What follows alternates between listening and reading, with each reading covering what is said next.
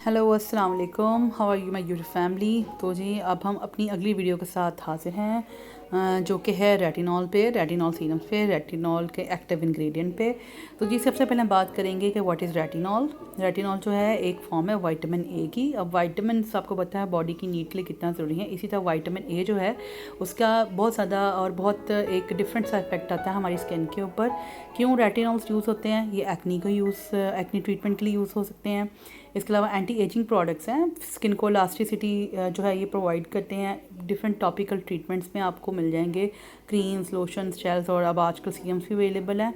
और कुछ प्रोडक्ट्स इसकी ऐसी हैं जो ओवर द काउंटर हैं, और कुछ प्रोडक्ट्स ऐसी हैं जो आपको प्रिस्क्रिप्शन बेस्ड भी मिलेंगी अपने एक डर्माटोलॉजिस्ट से अच्छा जी, रेकमेंड सेकंड होने बड़ा के था बाद। हमारे पास ठीक है कि जी। How long does it take to work, यानी कि रेटिनॉल को काम करने के लिए कितना जो है वक्त दरकार होता है। ये हमारे सेल्स के अंदर डीपली जो है जाकर वर्किंग करता है। रेटिनॉल जो है दो स्टेप्स के बाद रेटिनोइक एसिड में चेंज होता है, जो कि स्किन को इलास्टिसिटी जो है जो वो प्रोवाइड करते हैं।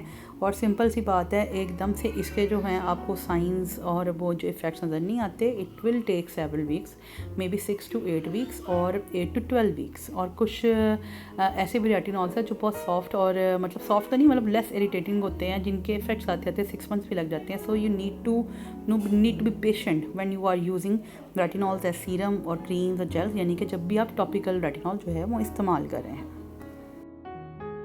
अब बात करते हैं कि रेटिनॉल जो है वो ट्रीट किस तरह करता है आपकी स्किन को। जी अपीयरेंस चेंज करता है आपकी स्किन की। एक्नी जो होती है, उसके पोर्स बन जाते हैं, ये उसको क्लियर करता है। White heads, black heads remove करने में आपकी जो है बहुत मददगार साबित होता है आपकी स्किन के लिए।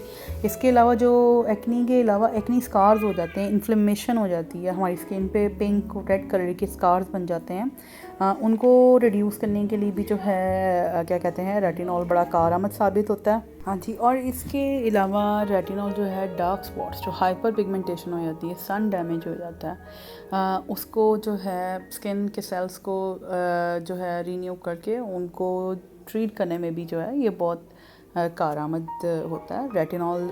टॉपिकल सीरम और टॉपिकल क्रीम्स और जेल्स एक्सेट्रा। अच्छा, अब बारी आती है इस चीज़ की कि हमें रेटिनॉल्स को इस्तेमाल किस तरह करना चाहिए। इसके लिए कहा जाता है कि रेटिनॉल्स को कभी भी डैम्प स्किन पे आपने नहीं यूज़ करना। ये नहीं कि आपने फेस वॉश किया और आपने डायरेक्ट जो है रेटिनॉल उस पर अप्लाई कर लिया। आपकी स्किन क्लीन हो, क्लियर हो और ड्राई हो। ड्राई स्किन के ऊपर आपने जो है रेटिनॉल इस्तेमाल करना होता है, नाइट टाइम में इस्तेमाल करना होता है।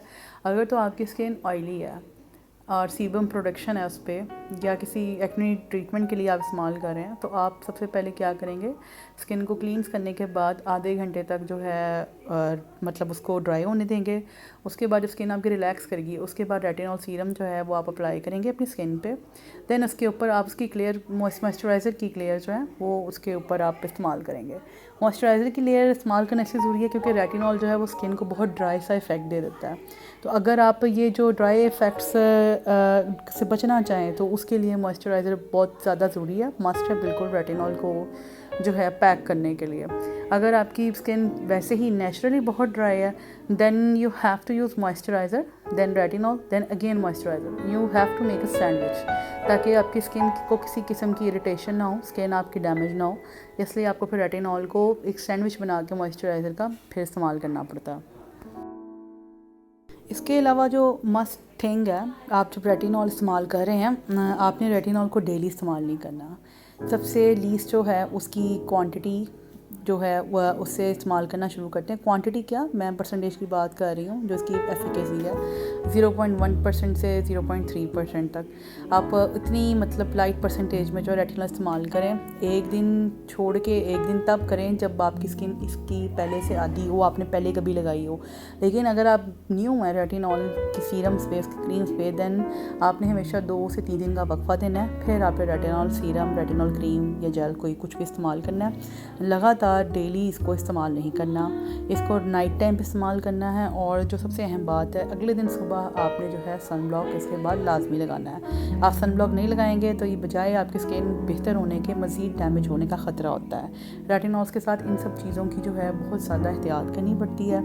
एक और चीज़ ये होती है कि आपने कितनी अमाउंट में लगाना है। सिर्फ एक कहते हैं मटर के दाने जितना आपने सीरम लेना है, उसको अपनी फिंगर से बस लाइट सा जो है अपनी स्किन पे टैप टैप करके डैम्प करना है, उसको रगड़ना नहीं है, उससे मसाज बिल्कुल नहीं करनी, बिल्कुल बस इसको लेके आपने डैम्प करना है अपने फेस के ऊपर and then leave it for 15 minutes, और 15 मिनट्स के बाद आप मॉइस्चराइज़र लगाएं, अपनी स्किन को रिलैक्स रखें और अगले दिन सुबह जो है आप सनब्लॉक अप्लाई करें। और रूटीन में भी मॉइस्चराइज़र सनब्लॉक को जो है अपनी आपको रूटीन बनाना पड़ेगी if you are interested to carry on skin care production with skin care treatment with retinol serums. और जो हमें रेटिनॉल यूज़ करते हैं जिन चीज़ों का इस्तेमाल जिन चीज़ों का एहतियात हमें करनी पड़ती है, डेट इज़ कि आप इसको दूसरे इंग्रेडिएंट्स के साथ कभी भी मिक्स एंड मैच नहीं करते। अगर आप रेटिनॉल इस्तेमाल कर रहे हैं तो अब बिग स्टडीज़ आ गई हैं कि उनमें कहा जाता है कि आप नियासिनामाइड के साथ इसको इस्तेमाल कर सकते हैं। हाइलुरोनिक एसिड जो है अगर वो भी इस्तेमाल करना है तो इस तरह के, अगर आपने 1 घंटे या 2 घंटे पहले आपने हाइलुरोनिक एसिड इस्तेमाल किया, उसके बाद आपने मतलब जो है अपनी स्किन पे मॉइस्चराइज़र अप्लाई किया, दैन रेटिनॉल अप्लाई किया, दैन फिर मॉइस्चराइज़र इस्तेमाल किया। बट इससे बेहतर ये है कि आप दिन के टाइम जो है या कुछ घंटे पहले जो है हाइलुरोनिक एसिड इस्तेमाल कर लें और रात में रेटिनॉल को जो है सेपरेट इस्तेमाल करें, ताकि इसके बेटर स्किन के जो रिज़ल्ट हैं, उसके अलावा आपको किसी भी किस्म की जो स्किन की प्रॉब्लम्स हैं वो ना हो और आप जो है मतलब रेटिनॉल की इन चीज़ों से इस इंग्रेडिएंट से फ़ायदा उठा सकें। हाँ जी, तो इसके बाद बात आती है कि क्या रेटिनॉल हमारी स्किन के लिए गुड है। ऑब्वियसली इट इज़ गुड, बनी स्किन के लिए है, कुछ ओरल टैबलेट्स इसकी इस्तेमाल होती हैं बट स्किन के लिए बहुत अच्छी है। इसके बेनिफिट्स में आ जाती हैं कि स्किन को क्लियर कर देती है, एंटी एजिंग प्रोडक्ट है, स्किन टाइटन हो जाती है, स्किन थिक हो जाती है, इलास्टिसिटी प्रोड्यूस हो जाती है स्किन में, और जो ये मेलानिन की प्रोडक्शन है, मेलानिन जो स्किन में प्रोड्यूस होती है, ये उसको जो है रिड्यूस कर देती है, उसका जो वर्क है, उसका प्रोसीजर है, उसको स्लो डाउन करती है। ये इसके बेनिफिट्स आ जाते हैं। और इसके बाद हम बात करते हैं इसके साइड इफ़ेक्ट्स की। तो साइड इफ़ेक्ट्स यही है कि अगर आप गलत तरीके से इस्तेमाल करेंगे तो obviously you have to face some side effects, जिसमें आपकी स्किन ड्राई हो सकती है, अगर आप मॉइस्चराइज़र नहीं इस्तेमाल करेंगे इरिटेंट हो सकती है, अगर आप किसी और चीज़ को साथ इसकी कॉम्बिनेशन कर लेंगे इचिंग हो सकती है, बर्निंग हो सकती है और कुछ रेडनेस और इन्फ्लेमेशन भी हो सकती है। लिहाजा रेटिनॉल इस्तेमाल करते हुए कुछ चीज़ों का बहुत ज़्यादा ध्यान रखना पड़ता है, जिनमें सबसे ज़्यादा ये है कि अगर आप इन सब रिस्क से और इन सब साइड इफ़ेक्ट से बचना चाहते हैं, मॉइस्चराइज़र इस्तेमाल करें, ऑल्टरनेटिव डेज़ पर रेटिनॉल का इस्तेमाल करें, और अगले दिन सुबह लाजमी जो है SPF अबव 30 जो है, यानी कि सनस्क्रीन अबव 30 जो है जिसका SPF है, आप वो इस्तेमाल करें। और जी इसके अलावा कोई भी ऐसी चीज़ जो आपको लगता है कि मैं रेटिनॉल के बारे में, उसके सीरम्स, उसकी मतलब यूज़ के बारे में, इफ़ेक्ट्स के बारे में कुछ भूल गई हूँ या आपके ज़िंदगी कोई क्वेश्चन हो, तो आप कमेंट्स में मुझे जो है ज़रूर पूछ सकते हैं। तो तब तक के लिए अपना बहुत बहुत ख्याल रखें, अपनी स्किन का ख्याल रखें, अपनी बॉडी का ख्याल रखें। They all need you. Take care, bye bye, अल्लाह हाफ़िज़।